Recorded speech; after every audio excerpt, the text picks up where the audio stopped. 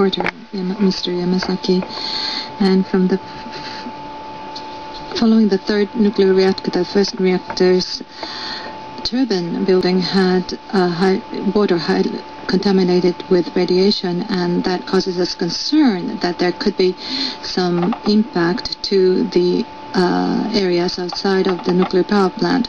Now let us check the area that was affected. This is the reactor building, and next to it there is the turbine building where turbine is located, and here the high level of radiation was found in the water in this building here. And at the third nuclear reactor where 3 workers were working. And also yesterday at the number 1 reactor, water was found as well with highly contaminated water. And so from some routes, it is believed that the water from the reactor had leaked and seeped into the turbine building.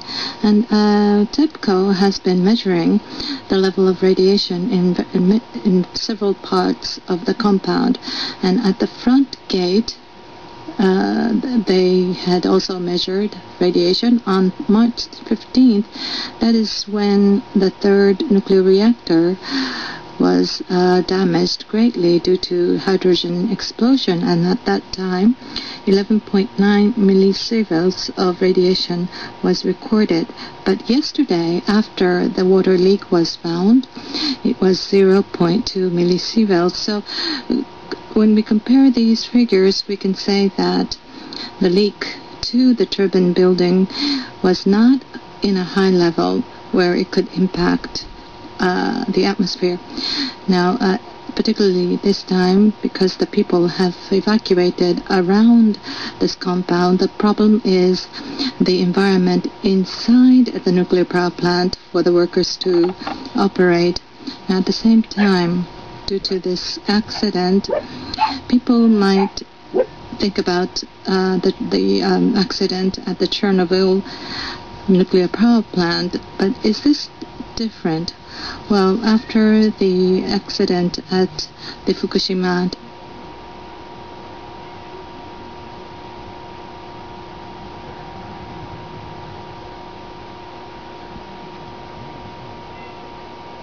Daiichi nuclear power plant, there has been concerns raised that it might develop into something like the Chernobyl nuclear power plant. But at the time of the accident in Chernobyl, at the nuclear reactor, the output was rising, and at that time the fuel was in a criticality condition because of nuclear response. And due to the surge in the reactions, the reactor exploded. But in contrast, in Fukushima Daiichi nuclear power plant, the reactor had been stopped and there was no nuclear chain reaction, but the fuel itself had a high level of decay heat, and it was the explosion that was seen in the building and not the reactor.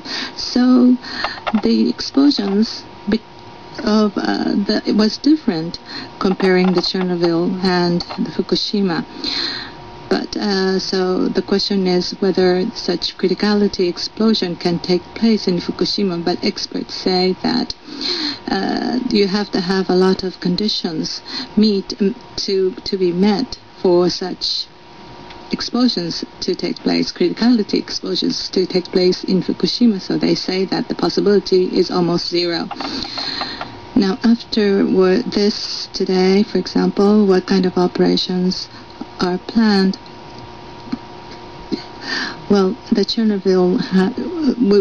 Fukushima would not have such a risk of Chernobyl type of explosion, but Fukushima has its own risk. And although the chain reaction has stopped, it still has its own heat.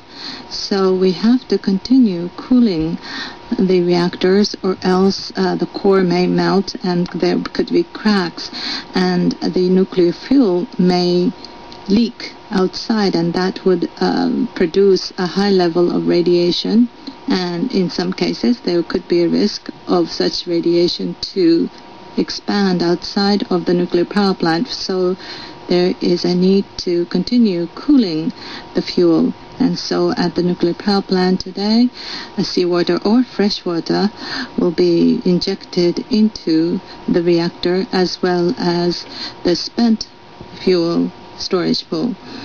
And there will be operations to restore power generation. And because there are many cooling functions in the reactors, because of the earthquake, the power has been cut and the cooling system is not working. So the people will continue to repair the cooling equipment. But in the turbine building, there is this water with high level of contamination, and there could be some delays to the operation. Yes, it is true that the operation hasn't been going on as scheduled, and that is because of that high level of radiation being detected in some of the waters, and some of the places have high level of radiation, so the operation will continue to be difficult.